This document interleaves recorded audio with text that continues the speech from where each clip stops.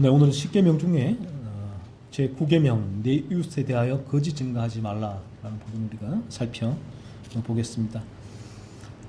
이 거짓이라는 단어가 원어로 보면 거짓말, 속임, 실망시키는 것, 기만, 사기, 부정행위, 거짓되이 맹세하다, 거짓된 혈화는 의미를 가지고 있습니다. 그리고 이웃은 원어로 볼 때에 폭넓은 의미를 가지는데 부부, 형제, 친구, 이웃을 의미를 해요. 그러면 이웃은 이런 의미입니다. 나하고 관계가 있는 사람들 전부를 다 아울러 이웃이다라고 오늘 본문에서 말씀하신다고 보시면 되고요. 따라서 이웃에 대하여 하는 거짓 증거는 이런 거죠. 내가 무언가를 얻기 위해서 나의 이익이죠. 그리고 상대방에게 손해를 끼치기 위해서 그런 목적으로 이웃에 대하여 또는 이웃에게 사실과 다른 것을 말하거나 또 그 실제보다 축소시켜 말하거나 더 과장되게 말하는 것을 의미를 합니다. 칼빈은 이렇게 얘기를 해요. 이 구계명이에요. 구계명을 주신 목적은 진리 자체이요. 거짓을 저주하시는 하나님이시기 때문에 하나님이 진리 자체잖아요. 진리는 거짓이 없다는 뜻이거든요. 그 때문에 하나님 때문에 우리가 조금도 위선 없는 진실을 보존하기 위함이라는 거예요. 우리 있는 그대로 진실한 그대로 우리를 보존하기 위하여 이 구계명을 주셨다라는 거예요. 그리고 아더 핑크라는 20세기의 청교도로 불리는 아더 핑크는 이렇게 얘기를 합니다. 구계명은 이웃에 대한 모든 거짓말과 해하는 말들을 금한다. 적극적으로 이것은 진실한 말만 하도록 가르치는 것이다 라고 얘기를 해요. 좀 더 쉽게 말하면 이 아더 핑크는 이 구계명이 거짓말에 대한 것이다 라고 보는 거예요. 조금 넓게 얘기를 하면. 그래서 아더 핑크가 이렇게까지 얘기를 합니다. 이 구계명을 어기는 것, 거짓말 하는 거예요. 이웃에게. 이것은 사람을 마귀와 같이 되게 하는 것이라는 것이죠. 사실 이 성경은 우리가 예수님은 유대인들에게 너희가 거듭나기 전에는 인간은 마귀의 자식이다라고 말씀하고 있잖아요. 마귀는 요한복음 8장 44절에서 거짓말쟁이요 거짓의 아비다라고 말하고 있거든요. 그러니까 우리가 거듭나지 않으면 이처럼 우리는 마귀의 자식이고 거짓말쟁이요 거짓의 아비인 마귀를 따라서 인간은 거짓된 존재란 거예요. 이 거짓을 아주 자연스럽게 자신의 이익을 위해서 다른 이들의 해를 끼치기 위해서 거짓된 말, 기만, 사기를 할 수밖에 없는 존재가 인간이라는 것이죠. 그래서 아더 핑크는 이렇게 계속 얘기를 해요. 마귀는 영물이기에 사소한 육체적인 죄는 마귀의 본성을 만족시키지 못한다라는 것입니다. 즉 마귀가 좋아하는 것은 사소한 육체적인 죄가 아니에요. 한 대 누구를 쥐어받고 하는 그런 죄가 아니라 이보다 더 교활하고 강교한 드러나지 않는 죄를 마귀가 좋아한다는 것인데 그 죄가 뭐냐 하면 교만, 악한 생각, 악한 마음, 거짓, 사기와 같은 것이다. 그는 거짓말쟁이요 거짓의 아비니라. 요한복음 8장 44절. 악의가 악한 생각이에요. 이 거짓이라고 보면 되는데 일단 어떤 거짓의 형태에 들어오면 악한 생각이 거짓의 형태로 우리 가운데 들어오게 되면 그만큼 사람은 마귀를 닮게 된다는 거예요. 이게 거듭나지 않은 모든 인간의 사실은 영적인 모습이다라고 성경은 말씀하고 있죠. 그러므로 거짓말은 하나님의 성품과 특성에 가장 반대가 되는 죄이다. 왜냐하면 그는 하나님이죠. 하나님은 진리의 주 하나님이시기 때문이다. 시편 31편 5절 이렇게 아더 핑크가 말하고요. 더 나아가서 아더 핑크는 이렇게 얘기를 합니다. 하나님께서는 거짓말하는 자들에게 가장 무서운 벌을 내리신다고 경고하셨다. 모든 거짓말하는 자들은 불과 유황으로 타는 못에 참례하리니. 요한계시록 21장 8절 이렇게 얘기를 하고요. 그리고 아더 핑크는 여기서 조금 더 나아가 진화론까지 언급을 합니다. 우리가 첫째 진리가 강단에서 떨어졌다는 거예요. 이건 이 진화론의 거짓말쟁이가 과학계를 사로잡고 또 거듭나지 못한 수천 명의 설교자들을 휘어잡은 지 1세기가 지났다라고 얘기를 해요. 자, 그러면 이 20세기 청교도인 아담 핑크가 그 당시에도 얘기를 합니다. 제 말이 아니에요. 거듭나지 않은 수천 명의 설교자가 있다는 거예요. 거듭나지 않으면 어떻습니까? 이처럼 진리를 얘기할 수밖에 할 수가 없는 거예요. 단상에서도 진리보다는 어떤 면에서 거짓들도 많이 흘러갈 수밖에 없다라고 아담 핑크가 그렇게 얘기를 하고 있죠. 그래서 오늘 이 계명은 이웃에 대한 거짓 증거, 또 더 큰 게 나가서 우리의 거짓말이라고 보시면 됩니다. 그러면 이 계명을 통해서 우리가 해야 할 일이 무엇인가 하면 나를 돌아보는 거예요. 이 계명을 가지고 나를 비추면 내가 얼마나 자녀에게 이 아담 핑크가 그렇게 얘기를 합니다. 부모가 자녀에게 하는 약속을 어기는 것도 이 죄다라고 얘기를 해요. 뭘 해주겠다, 이걸 하면 해주겠다, 이걸 하면 해주겠다라고 하지 않는 것, 이것도 이런 죄라고 아담 핑크가 거기까지 이제 언급을 하는데, 그러한 부분, 또 자녀가 부모님에게 하는 거짓, 남편과 아내가 서로가 서로에게 하는 거짓, 친구에게 하는 거짓, 이웃에게 하는 거짓, 이러한 부분이 여러분이 얼마나 있는가 하는 것입니다. 이 구계명을 통하여서 내게 이러한 거짓이 얼마나 자연스럽게 내가 이런 거짓된 말과 거짓된 행위, 위선적인 남에게 잘 보이려는 겉과 속이 다른 행동, 그런 삶을 살고 있는가 하는 걸 살펴보라는 거예요. 그런 부분이 이제 내가 살펴보게 될 때에 이 하나님 말씀으로는 그렇게 하는 행위가 죄란 것이죠. 죄. 그래서 우리가 이 계명을 몰랐을 때는 그런 거짓말이 뭐가 죄야? 뭐 죄야? 잠깐 조금만 이런 거짓말을 한 것일 뿐인데 그렇게 우리가 생각하고 별 대수롭지 않게 넘어갔지만 이제 이 계명이 들어올 때, 이 계명이 죄의 기준을 세워줄 때, 죄의 기준이 척도 자가되어서 내 거짓된 마음을 달고 제기될 때에 이제는 이게 죄구나 라는 걸 우리는 알 수가 있죠. 알게 됐죠. 이제 이 죄의 척도를 가지고 여러분의 마음을 재보십시오. 죄의 저울을 가지고 여러분의 마음을 달아보십시오. 지난 한 주간 한번 돌이켜보세요. 여러분은 내가 얼마나 많은 거짓말을 했는가 하는 부분들을 한번 곰곰이 생각해보세요. 자녀에게, 부모에게, 남편에게, 아내에게, 형제에게, 친구에게, 이웃에게 내가 거짓말을 하지 않았나 하는 부분들을 곰곰이 돌이켜보세요. 그러면 거짓말들이 내게 찾아내시고 발견되어질 때에 우리가 해야 되는 부분들은 이 부분들을 계속 발견하게 되어지면 성령이 역사를 하십니다. 이 죄가, 이 거짓말이 내가 어디서 나오는가 하는 거죠. 내가 왜 이렇게 이 거짓말을 자연스럽게 이렇게 하고 있는가를 성령께서 생각하게 하시고 그리고 그 생각을 깨닫게 하세요. 실제로. 그 이유가 뭐냐? 내 마음이 죄로 물들어 있기 때문이구나. 성경이 말하듯이 내가 total depravity, 전적으로 타락해 있기 때문에 내가 이런 죄를 짓는구나 라는 사실을 실제로 인정하고 깨닫게 돼요. 실제가 돼요. 이전에는 이 부분이 내가 죄를 계속 나를 살펴보지 않으면 이러한 죄라는 부분이 상 공허해요.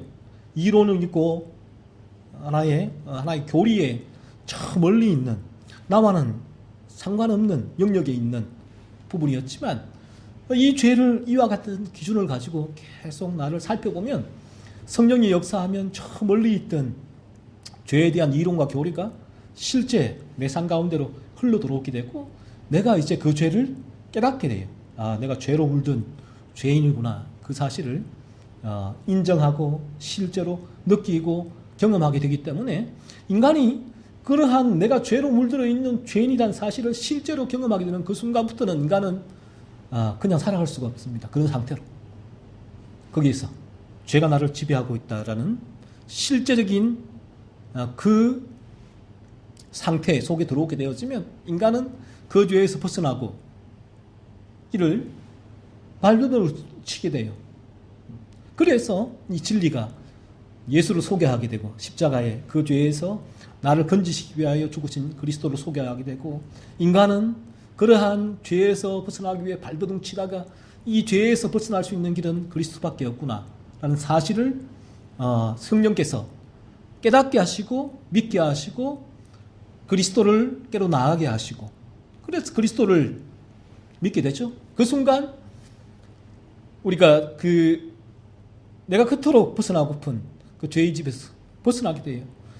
이제까지는 습관적으로 인간만큼 이 거짓말을 잘하는 존재는 없을 거예요.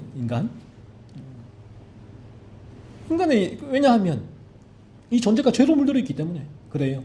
그래서 인간은 누가 가르치지 않아도 아주 거짓말에 프로페셔널이죠. 프로페셔널. 아주 잘합니다. 이 거짓말 자체.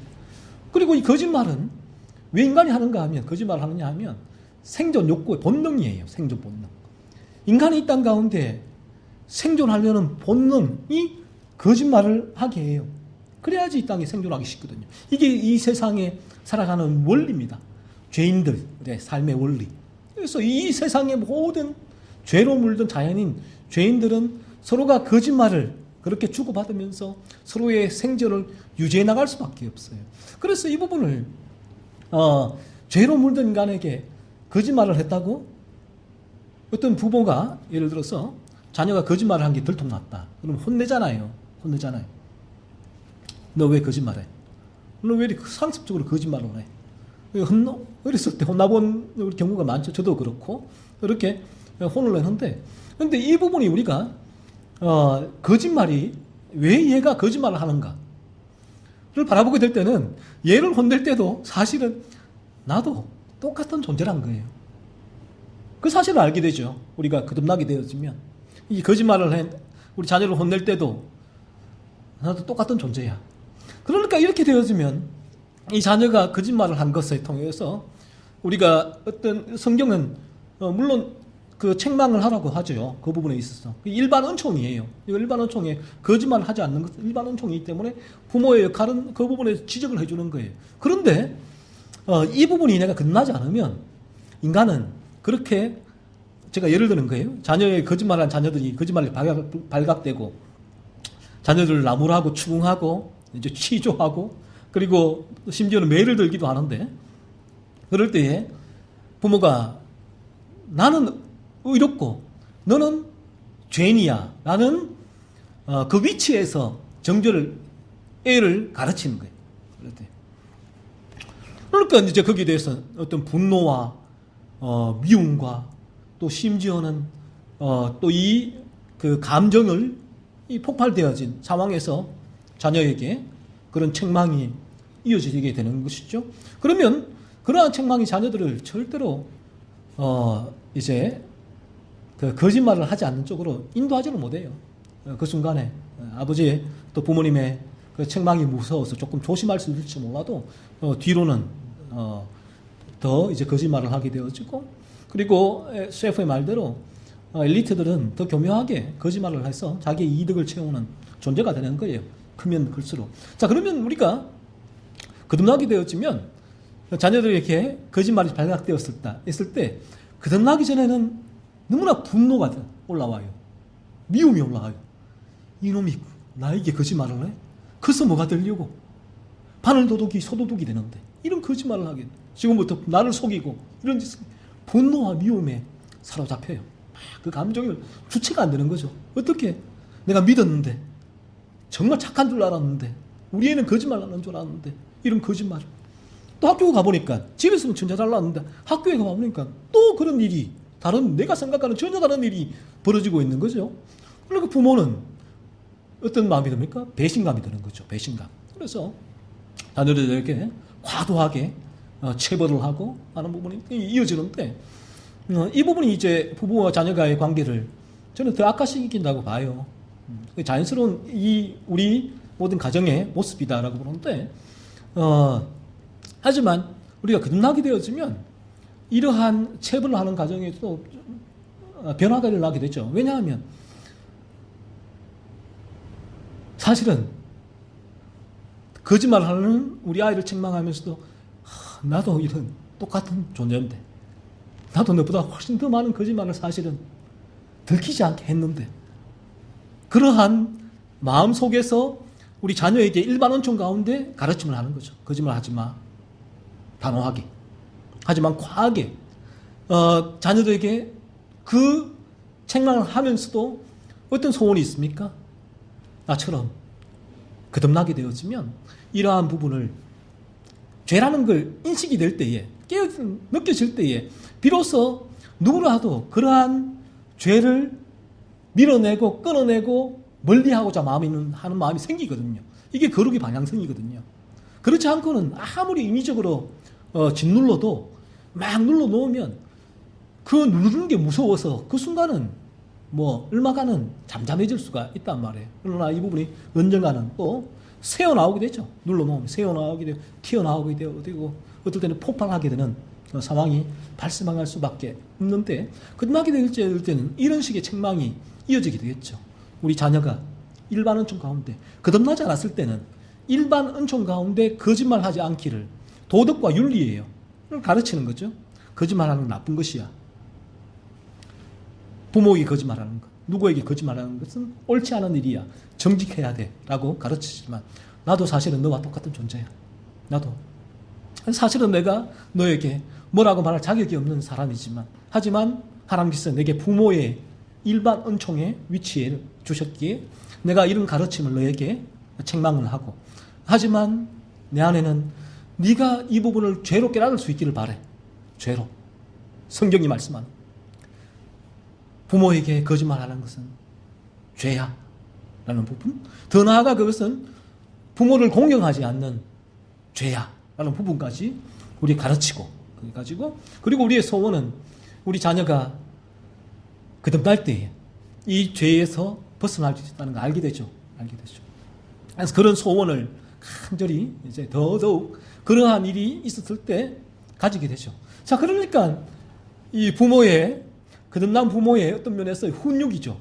훈육의 방식이 상당히 바뀌겠죠. 거듭나지 않았을 때는 이 부분이 우리가 자녀를 가르칠 수 있는 유일한 길은, 우리가 이 죄에 대한 성경의 진리를 모르기 때문에 어떤 죄를 처리하는 방식이 아니란 말이에요. 세상의 일반 은총을 가지고 와요. 심리학, 상담학, 훈육, 체벌, 이런 식이죠. 부모의 권위, 이런 부분으로 이 부분을 해결할 수 있다고 믿지만, 하여튼 성경의 진리를 가지고 들어오면 이 부분은 해결할 수 있는 게 아니에요. 임시 방편이죠. 보이고, 근원적인 해결책은 우리의 자녀가 진리를 듣고 거듭나는 일 이외에는 없다라는 사실을 알기 때문에 우리의 자녀의 거듭남을 위해서 간절히 소원하게 되고, 우리의 자녀도 나처럼 거듭나기를 원하고 그러기 때문에 오늘도 이러한 진리 앞에 데리고 나오는 거죠. 저도 마찬가지고, 우리 이제 우리 고은이와 은지도 집사님들도 하람이 하민 예원이도 마찬가지고, 그래서 진리 앞으로 데리고 나와서 이제 진리 앞에 귀를 기울이게 하는 것입니다. 이러한 진리가 아니고는 이러한 일이 일어나지 않거든요. 진리가 아니고는 내 죄를 깨달을 수도 없고, 그리고 진리가 아니고는 그리스도께로 나아갈 수도 없고, 진리가 아니고는 그리스도로 말미암아 거듭나서 죄의 지배에서 벗어날 수가 없다라는 부분. 그래서 여러분이 거듭나게 되어지면 놀라운 변화가 동반되게 됩니다. 그 변화가 이제 중생, 거듭나서 회심했다라고 하는데, 회심의 변화인데, 제가 늘 얘기했지만 1위가 양이 되는 변화가 일어나게 돼요. 그 1위는 이 상습적이고 습관적으로 거짓말을 해서 자기가 생존을 하는 존재라면, 양은 반대란 말이에요. 그런 거짓말과를 습관적으로 반복적으로 하는 것이 아니라 진실을 가운데서 목자의 인도하심을 따라서 목자가 주는 양식을 먹고 생존하는 존재가 양이거든요. 그러니까 양이 되는 즉시 1위의 생활 양식이, 행동 양식이 사라지게 됩니다. 그러니까 먼저 자기가 알겠죠. 내가 이전에는 부모님에게 자녀에게 이런 거짓말을 할 때에 전혀 양심에 거리낌 없이 했는데 이제는 조그만 거짓말을 했는데 마음에 불편함이 생기는 거예요. 아, 이거 죄인데 내가 왜 이럴까? 왜 이럴까? 그리고 내 마음에 그런 거짓을 말아야겠다는 마음이 품는 그 순간부터 불편해지는 거예요. 말이 나가지 않았는데 내가 왜 이럴까? 나는 왜 이럴까? 나는 내가 예수를 그리스도를 믿었는데 그런데 내 안에 이런 마음이 뭘까? 심지어 여기까지 내가 거듭난 게 맞는가? 거듭난 게 맞는가? 애통이거든요. 거듭나면 이런 정도까지의 변화가 일어난다고요. 그러면 거듭나게 되어지면 거짓말이 습관적이고 반복적으로 나갈 수가 없다고요. 거짓말에 죄에서 건진받는 거죠. 놀라운 변화죠. 여기서 늘 진실말을 얘기하려고 몸부림치고 애를 쓰는 삶이 거룩한 삶의 방향성이에요. 그 삶의 방향성이 내게 있으니까 늘 어떤 상황 가운데서도 진실과 이제 정직한 말을 하고 삶을 살기 위해 애를 쓰는 삶이 그에게는 시작이 되죠. 물론 죄의 유혹으로 때로는 거짓말을 하기도 하고 정직하지 않은 모습이 드러나기도 하긴 해요. 이 죄의 유혹이 있지만. 하지만 그 부분은 간헐적인 죄의 유혹이 있고 죄의 유혹이 왔을 때는 또 아파하며 애통해하고 회개하고 다시금 로이 존스 목사님 말씀대로 좁은 길에서 넘어졌다가 일어나 틀고 다시 좁은 길을 걸어가는 것뿐이에요. 그래서 이런 변화가 우리에게 일어나게 된다는 거죠. 그래서 이 9계명을 통해서 여러분이 내가 얼마나 이 거짓의 능수가 존재인가라는 것을 살펴보십시오. 여러분이 순간순간 얼마나 내가 거짓을 얼마나 잘하는 존재인가 살펴보세요. 이게 왜 그런가 하는 거죠. 왜? 내가 왜 이런 거짓말을 하고 있지? 왜 거짓된 생각을 하고 있지? 왜 내가 누구를 속이고 있지? 왜 그렇습니까? 내 마음이 죄로 물들어 있기 때문에 그런 것이다. 성경은 말씀합니다. 그 사실을 성령께서 깨닫게 해 주시는 거죠. 이제 그때부터 이 부분으로 죄각성의 단계에 들어왔다라고 얘기를 해요. 그때부터 그리스도께로 진실로 나갈 수 있는 첫걸음이 시작이 되는 것입니다. 그래서 9계명을 통해서 여러분 그 사실을 여러분의 죄를 계속 살펴보십시오. 여러분의 죄를 계속 살필 때에 기독교는 부정적으로는 말하면 한 단어로 좀 요약해서 말하자면 죄에 대한 종교예요. 기독교는. 그리고 긍정적으로는 거룩에 대한 종교예요. 그러니까 기독교가 뭔가 인간이 죄, 내가 죄로 물들어 있다는 사실을 알려주고 깨닫게 하는 종교. 그리고 기독교는 뭔가 나를 그 죄에서 건져서 거룩한 존재로 만들어 거룩한 삶을 살게 해주는 종교, 죄를 짓게 해주는 종교가 기독교라는 거예요. 하나님께서 그래서 우리에게 기독교를 허락해 주셨고 기독교가 뭡니까? 그리스도교. 그 중심에 십자가가 있는 거죠. 오직 그리스도 십자가만이 우리를 죄에서 건져서 거룩으로 나아갈 수 있게 하는 거예요. 이게 기독교예요. 뭐 찬송하고 예배하고 뭐 이런 하나님은 나를 사랑한다, 우리에게 복 주신다, 뭐 이런 종교가 아니라 기독교는 제가 방금 말한 단순한 죄와 거룩과 하나님과 그리스도 이 5단어로 사실은 다 압축될 수 있다라고 보시면 됩니다. 그래서 9계명을 통해서 여러분이 내가 얼마나 죄로 물들어 있는가라는 것을 깨닫고 이제 거듭남의 길로 우리를 인도해 달라고 계속 기도하시고요. 또 거듭나신 분들은 이 9계명을 통해서 더더욱 온전한 거룩함을 향하여 나아갈 수 있는 동력을 공급받게 되는 것이죠. 이 시간에 내 안에 또 이런 거짓이 있었는데 불편함과 또 이 거짓을 온전히 버려야겠다라는 새로운 결의를 다지는 동력을 주는 또 그런 말씀이 되는 것이죠. 자, 그래서 이 부분이 먼저 자신의 이익을 위한 이 거짓 정언, 거짓말을 하는 부분을 살펴보면 이런 부분이 있죠. 자신을 돋보이게 하려는 그러한 의도를 가지고 하는 거짓말이 있습니다. 죄의 지배 가운데 있는 인간은 어쩔 수가 없습니다. 이게 본성이거든요. 다른 사람들에게 자신을 돋보이고 싶어 해요. 이게 본성이에요. 그래서 이 부분이 어떤 사람이 아이고 너 잘났네, 너 잘났네 얘기할 때에 그래도 유별나게 잘난 척하는 사람을 보고 아유 잘났네 라고 하지만 사실은 이게 그 사람뿐만 아니라 모든 사람의 동일한 인간 본성이란 거예요. 죄악된 본성이란 것이죠. 그래서 이것은 이 인간의 자존심에서 비롯되고 자존심은 탐욕에서 일어나죠. 모두 죄에서 비롯된다는 것이에요. 그래서 프란시스 셰퍼는 이 십계명이 이 전체가 토대가 인간의 탐욕에 기초되어 있다. 한 가지 단어로 죄를 정의하자면 1계명부터 10계명 전체가 탐욕이라는 단어로 정의할 수 있다고 얘기를 합니다. 이처럼 죄의 지배 가운데 있는 자연인은 모두가 자신을 드러내고 싶어해요. 뽐내고 싶어하고 돋보이고 싶어하죠. 그래서 거짓말을 하기도 하고 실제보다 부풀려서 말을 합니다. 그래서 우리가 거듭나지 않으면 우리는 정직하게 나라는 존재를 바라보지 못하고 다른 사람의 시선으로 나 자신을 바라보고 평가하게 돼요. 거듭나지 않은 모든 인간의 이 부분이 죄악된 본성이 그러합니다. 나 자신의 실제 있는 그대로 그 모습으로 살아가기보다 다른 사람의 시선으로 나를 바라보고 평가하게 되는 것이죠. 다른 사람이 나를 어떻게 볼까? 다른 사람이 나에 대하여 뭐라고 말할까라는 프리즘으로 끊임없이 자신을 바라보게 됩니다. 그래서 그는 자신을 포장하게 되죠. 포장. 실제와는 전혀 다른 예쁜 포장지, 비싼 포장지로 포장을 하게 돼요. 그 사람들은 그 포장지를 바라보고 와, 원더풀이라고 얘기를 하죠.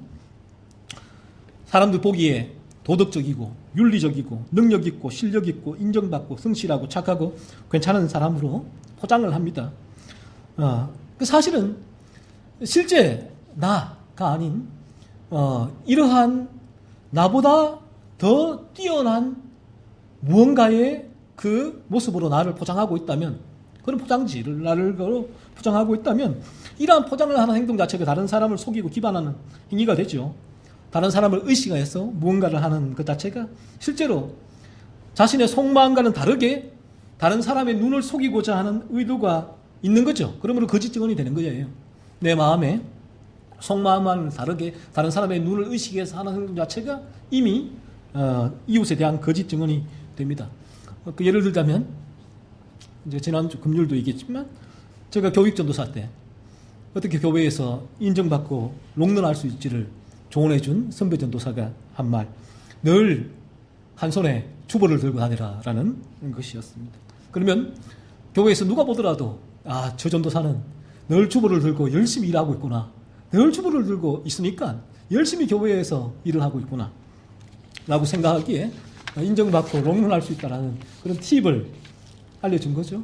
실제로 일을 하지 않으면서도 주보를 들고 있으면 그렇게 사람들이 본다는 거예요. 다른 사람의 눈을 이제 시선이죠. 그래서 나를 어떻게 바라볼까 하는 부분이에요. 그래서 이제 그분도 고참 군대에 있을 때 고참에게 사랑을 받았는데, 그리고 인정도 받았는데 늘 한 손에는 그 쓰리바퀴와 한 손에는 빗자루를 들고 늘 있었다는 거예요. 쉴 때도. 그리고 고참들이 보고 야, 얘는 늘 저렇게 일을 하고 있구나. 그래서 인정과 사랑을 받았다라고 이제 그 얘기를 제게 해준 적이 있습니다. 그리고 교회에서도 그래요. 교회에서도 우리가 이 새벽 기도를 매일 하기만 하면 사람들의 인정을 받을 수가 있습니다. 새벽에 가서 뭘 하든지, 새벽 기도 가서 졸든지, 자든지, 뭘 하든지 새벽 기도에 꾸준히 가서 앉아있기만 하면 어느 순간 교회에서 영적인 사람이 돼요. 다들 인정을 해줘요. 저 사람은. 그가 새벽 기도에 가서 뭘 했든지 간에 상관이 없어요. 새벽 기도에 매일 나와서 그 자리를 지키고 앉아있다는 그 사실 하나만으로 그 사람은 교회에서 영적인 존재가 되는 것입니다. 그래서 오늘날 새벽 기도 가는 사람 대단히 많아요. 새벽 기도에. 이번을 밝히지 않지만 저도 그랬고요.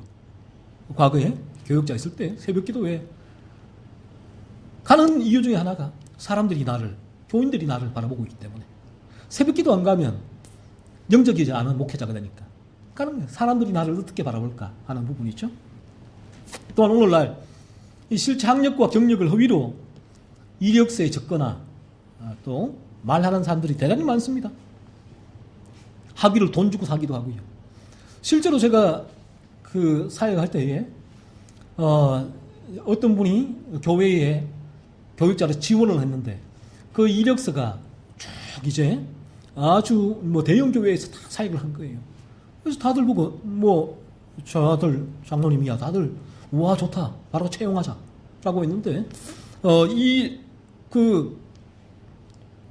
저하고 사역했던 교회가 겹친 거예요. 서울에서 사역했던 교회가 겹쳐서. 그래서 제가 거기 갔는데 그 교회에 있었거든요. 그런데 그분을 본 적이 없는 거예요. 그분을. 그 교회에서. 그 교회는 제하고 있었던 게 아니라 그 교회가 온 교역자가 그렇게 오래 사역할 수 없는 교회였단 말이에요. 롱런할 수 있는. 제가 듣기로는 몇 년간 사역한 교역자가 아무도 없었거든요. 근데 그분이 그 교회에서 5년 넘게 사역했다고 이력서에 적혀 있었다고. 제가 너무 이하에서 제 앞에 좀 오래 계셨던 분이 계세요. 그분께 일을 드렸지만 그런 분이 없었다. 있었으면 잠시 있었다 갔겠지라고 하더라고요. 그래서 이제 쭉 조사해 보니까 그 썼던 모든 교회가 허위 이력이. 심지어 이 교회에서도 목사임에도 불구하고 이러한 허위 이력을 쓰고 있다는 거예요. 허위 이력. 그러면 세상에 생각해 보세요. 세상에 학교, 직장에 허위 이력이 얼마나 많겠어요? 얼마나? 심지어 목사라고 하는 일반 원총의 그런 타이틀을 가지고 있는 목사라고 하는 제한된 일반 원총이 적용이 되잖아요. 더더욱 세상의 직업보다는. 그러한 거듭나지 않았을지라도 제한을 받는 상황 속에서도 그러한 허위 이력을 적어서 낸다는 것이죠. 이러한 행동들이 다른 사람을 기만하고 속이는 행위들이죠. 자신을 돋보이게 하기 위하여 다른 사람의 시선을 의식해서 자신을 포장함으로 이웃에게 하는 거짓 증언이다라는 것이죠. 그런데 우리가 거듭나지 않으면 어쩔 수가 없습니다. 어쩔 수가 없어요. 거듭나지 않으면. 그래서 그 사람을 보고 너는 죄인이고 나는 의인이야 라고 말할 수가 없다는 거예요. 사실은 너나 나나 똑같아. 물론 그 행위를 정당하고 옳다고 할 수는 없죠. 하지만 내가 그 사람을 정죄할 수 있는가 했을 때는 그럴 수 없다는 거죠. 성경의 진리 가운데서 우리가 그 거짓을 바라보게 될 때는 최소한 그러하다라는 것이죠. 이것이 인간의 죄악된 본성이기 때문에 그렇습니다. 그래서 사람들은 끊임없이 다른 사람을 의식하여 사실과는 다르게 자신을 포장하는 행동을 하게 되지요. 이웃이 실제 물건을 보지 못하고 포장지만 보고 평가하도록 만들어요. 나 자신을. 다른 사람들의 시선을 의식하여 위선적인 행동을 하거나 크고 작은 거짓말을 하거나 과대 포장을 합니다. 이것이 구계명을 어기는 죄라는 것이에요.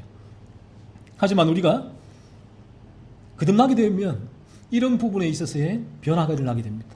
이게 일의 도잉이거든요. 끊임없이 다른 사람을 의식하는 것, 그래서 행동하는 것, 겉과 속이 다르게 행동하는 것이 일의 도잉이라는 것이죠. 거듭나게 되었으면 이 일이가 양이 되니까 양의 도잉이 자연스럽게 나오게 되죠. 다른 사람을 크게 의식하지 않게 되고요. 물론 죄의 유혹으로 다른 사람을 의식하는 경우도 있기는 하지만 이러한 행위가 위선적인 행위고 죄의 유혹이라는 사실을 이내 찾아내고 회개하며 이러한 행동을 밀어내려고 하죠. 또 밀어내기도 하고요. 그는 다른 사람을 의식하지 않고 이제 그는 내 있는 그대로 모습을 살아가는 거예요. 이 부분이 하나님을 의식하며 살아가는 것입니다. 하나님이 내게 주신 모습 그대로, 양의 모습 그대로 살아가는 거예요. 이 부분이 하나님을 의식하며 살아가는 삶인데, 그래서 종교개혁자들의 슬로건이, 이 슬로건이 멋있는 슬로건을 만든 게 아니에요. 이분들이 경험한 양의 도잉에서 나온 자연스러운 슬로건이에요. 양의 도잉. 이 종교개혁자들이 거듭나고 보니까 자기에게 이런 도잉을 생긴 거예요. 그래서 이런 도잉이 그들에게 슬로건이 된 거예요. 슬로건을 내건 건데, 코람데오. 그러니까 하나님 앞에서 라는 슬로건을 내건 것이죠. 사람들의 시선을 의식하여 위선적인 행동을 하거나 크고 작은 거짓말을 하거나 과장을 하지 않는 삶을 말하죠. 나 양의 삶, 그대로 삶. 이게 코람데오의 삶이란 거죠. 이 부분을 종교개혁자들이 실제로 자기가 경험했고 그 길을 걸으니까 모든 사람들에게 코람데오, 거듭나면 코람데오의 삶을 살게 되고 이런 삶을 사십시오. 이러한 유혹에 흔들리지 마십시오라는 슬로건을 쫙 이제 걸었던 것이죠. 거듭나게 되면 우리는 다른 사람들의 시선을 의식하는 것이 아니라 양의 도잉을 그냥 양의 모습 그대로의 삶을 살게 돼요. 그래서 1인은 다른 사람의 시선을 의식해서 양의 탈을 써요. 나는 괜찮아요. 착해요. 위험하지 않아요. 나는 이런 선량한 존재예요. 그러니까 위선적이죠. 양의 도잉을 위선적으로. 겉으로는 사람들이 볼 때는, 양들이 있을 때는, 사람들이 볼 때는 그렇게 하게 되지만 양은 다른 사람의 시선을 의식할 필요가 없죠. 왜? 너 양 그대로니까. 양 그대로 양의 탈을 쓸 필요가 뭐가 있나요? 이게 양의 도잉이란 거예요. 코람데오의 삶이란 것입니다. 이런 부분이 자연스러운 삶이란 것이에요. 그래서 사도 바울은 갈라디아서 1장 10절에서 이렇게 말합니다. 저도 예전에는 이 말씀이 너무 좋았거든요. 그런데 이 말씀이 내 상관은 너무나 이율배반적이란 거예요. 이 말씀이 너무나 저 위에 있는 나의 상관은 전혀 어울리지 않는 삶이란 거예요. 이 말씀이 머리로는 들을 때는 너무나 좋은데 내 삶 가운데에서 이 말씀을 행하기에는 너무나 이율배반적인 이 말씀과 나의 삶에 괴리가 있는 삶이란 거죠. 이렇게 얘기를 하죠. 갈라디아서 1장 10절에서 이제 내가 사람들에게 좋게 하랴, 하나님께 좋게 하랴, 사람들에게 기쁨을 구하랴. 내가 지금까지 사람들의 기쁨을 구하였다면 그리스도의 종이 아니니라. 자, 거듭나게 되어지면 우리가 이제 이런 말씀들이 저는 거듭나면 말씀이 열린다라고 표현을 해요. 말씀이 열린다라는 것이 말씀이 그동안 내가 이 논리적으로 이해하지 못했던 말씀을 내가 이성적으로 말씀을 깨닫게 된다라는 그런 의미가 아니에요. 그러니까 우리 자녀들이, 어린 자녀들이 이제는 아이고 너무 어려워, 말씀이 너무 어려워요. 그 부분을 잘하면서 이성의 발전이 있으면서 지성적으로 이제는 성경 말씀을 내가 이해할 수 있게 됐어요. 그런 뜻이 아니에요. 우리가 어린 자녀라도 성경을 이해한다는 게 이런 의미예요. 사람들에게 좋게 하랴, 하나님께 좋게 하랴, 사람들에게 기쁨을 구하랴. 내가 지금까지 사람들의 기쁨을 구하는 것이었다면 나는 그리스도의 종이 아니라는 말씀이 우리 아이들도 거듭나게 되어지면 이 말씀이 깨달아져요. 내가 정말 그렇네. 사람들에게 좋게 하랴. 사람들의 시선을 의식해서 내가 그 시선 때문에 내가 무언가를 행하는 것이 아니네. 그래서 이제 우리 자녀도 그렇잖아요. 우리가 이제 공부하는 것도 부모의 시선을 피해서 이제 부모님 안 계시면 이제 막 다른 거 하다가 부모 발자국 소리가 들리면 싹 치우고 책을 딱 펴놓고 열심히 했던 것처럼. 그게 일반적이잖아요. 일반적으로. 공부하기 싫어하는 우리 자녀들 일반적인 모습인데, 그래서 이런 부분들이 사람들이 시선을 의식하는 거짓된 행위잖아요. 그러니까 이 모습 사실은 부모님을 기만하는 거죠. 더 나아가 부모를 공경하지 않는 죄라 돼버리는 거죠. 예를 들면. 자, 그러니까 이 부분이 너무나 자연스러웠는데 이게 뭐가 문제야? 라고 했는데 이제 이 말씀을 통해 거듭나게 되어지면 이게 죄구나는 거 아는 게. 죄. 그러니까 죄의 유혹으로 이런 부분을 할 때도 있긴 있어요. 하지만 이게 죄라는 걸 알기 때문에 그 자녀는 어떨까요? 거듭난 이후에는 달라지죠. 부모님이 있든 말든 나는 내 할 일이니까 이 시간만큼 나는 일을 하는 거예요. 양으로서의 도인이 그냥 하는 거예요. 이게 하나님 앞에 쓰거든요. 코람데오란 말이에요. 부모님이 뭐라고 하든 말든. 근데 할 거 다 해놓고 오락을 또 하는 거죠. 근데 부모님이 와서 너 지금 또 오라고 하고 있어? 나 공부 다 했는데요. 성실하고 솔직하게 있는 그대로 이제 얘기를 하게 되는 거죠. 이런 변화가 양의 도인이란 것이죠. 오게 되는 부분이다라는 것이죠. 그래서 갈라디아서 1장 10절 이 말씀이 거듭나게 되어지면 어린 애들도 자녀도 깨달아서 이해가 돼요. 그러니까 성경은 머리로 이해하는 게 아니에요. 물론 성경 말씀을 우리의 머리로 듣게 돼요. 듣게 되지만 그 성경의 이해는 우리의 삶이에요. 성경의 역사에서. 그러니까 성경을 이해할 수 있는 사람이 누구냐 하면 거듭난 사람이 사실은 성경을 이해할 수 있는 거예요. 애나 어른이나 거듭나지 않으면 이 성경은 어려운 거예요. 그래서 이 자리에 나와 설교를 들을 때 우리 거듭나지 않을 때는 너무나 어려워요. 이제 내가 사람들 좋게 하랴, 하나님의 기쁨을 구하랴, 이게 내가 모르거든요. 머리로는 쉬운데 내가 실제로 이 부분이 이렇게 경험되지 않으니까 어려운 거예요. 하지만 거듭나게 되어지면 이 부분이 실제로 경험되어지니까 애나 어른이나 누구나 다 성경의 말씀이 진리구나, 진짜구나 경험을 하게 되죠. 이렇게 되기 때문에 저는 거듭나면 성경이 열린다라고 그렇게 표현을 하는 것이에요. 그래서 우리가 거듭날 때에만, 저 또한 그래요. 거듭날 때에만 제가 남편으로서, 아버지로서, 목사로서, 누군가의 친구로서, 이웃으로서, 지금 제가 어쩌다 보니까 하라고 해서 빌라에 총무하고 있는데, 총무로서 그냥 최선을 다하는 거예요. 양의 도잉이에요. 딴 사람 의식에서 딴 사람들이 나를 어떻게 봐주겠지, 요걸 더 해야지. 아니에요. 그냥 그 이웃을 위해서 내가 하는 거예요. 그냥 뭐라고 하든 말든, 잘했다 못했다 하든 말든 간에 나의 일로서 내가 그대로 해나가는 거죠. 이런 변화가 진실됨, 이웃에 대하여 거짓 증거를 하지 않는 거예요. 그래서 이럴 때는 저도 유혹으로 이웃에 대하여 거짓 증언을 할 때가 있어요. 더 잘 보이기 싶기도 하고 하는 부분들이, 이게 이제 거짓인데, 이런 부분이 일어나게 될 때는 이내 거듭난 이들에게는 예수의 생명이 작동을 해요. 그 죄의 유혹을 깨닫게 하게 하죠. 사탄은 끊임없이 이 부분을, 죄의 유혹을, 죄의 파도를 내게 밀어치고 깨닫고 애통하고 또 밀어내고, 나는 나 그대로. 그래서 1위는 양의 탈을 계속 써야 되고 양의 탈을 수선해야 되죠. 계속 만져가야 되지만 양은 흐를 필요가 없다는, 양은 양 그대로 제 양의 삶, 존재 그대로의 삶을 살면 된다. 이게 코람데오, 하나님 앞에서의 삶이다라는 것입니다. 한번 이 시간 여러분의 삶을 돌아보십시오. 다른 사람들의 시선을 의식해서 위선적인 행동을 하거나 크고 작은 거짓말을 하거나 과대 포장을 하지 않는다는 거예요. 이러한 모습을 계속 찾아내십시오. 한 주간. 이게 구계명이에요. 여러분의 구계명을 통해서 이러한 죄를 찾아내고, 이러한 죄를 통해서 내가 왜 이러한 거짓을 행할까, 위선을 행할까, 내 안에 있는 죄로 내가 물들였기 때문이다 라는 사실을 여러분이 이해하고 성령께서 그 부분을 깨닫게 해주시기를 소원합니다. 그래서 한 주간 계속해서 이 부분을, 이 구계명을 가지고 또 여러분의 마음을 탐사를 하십시오. 그래서 우리가 이 구계명을, 이 계명을 주신 성경의 기준은, 세상의 법은 우리의 외적인 행동을 탐사하지만 성경은 행동의 동기까지를 탐사해버려요. 탐사를 하게 해요.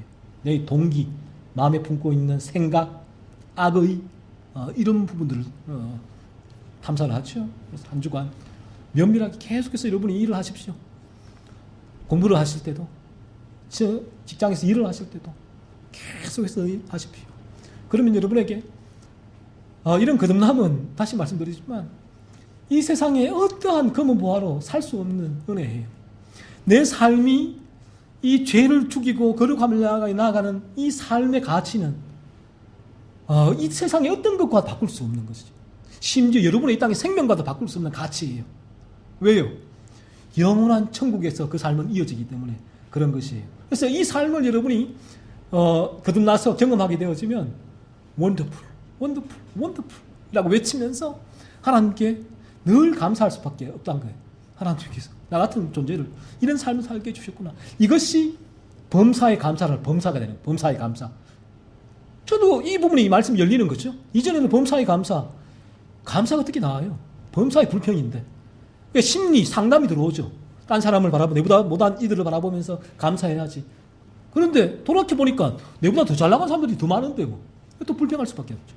그러니까 이런 부분에 있어서 여러분들이 범사의 감사는 이러한 우리 가운데 일어난 거듭남의 놀라운 일이 나를 양으로 만들고 양의 도잉을 살게 해주는 이러한 삶이 하나님의 놀라운 주권적인 그 능력, 복음의 능력, 십자가의 능력, 하나님의 전적 은혜라는 사실을 알게 하게 하시고, 그러면 그에 대해서 범사에 감사할 수밖에 없죠. 다음 한 주간도 이러한 삶을 살다가 잘 탐사하시다가 죄를 살피다가 이 시간에 다시 한번 만나기를 소원하고요. 나머지는 다음 주에 제가 말씀드리겠습니다.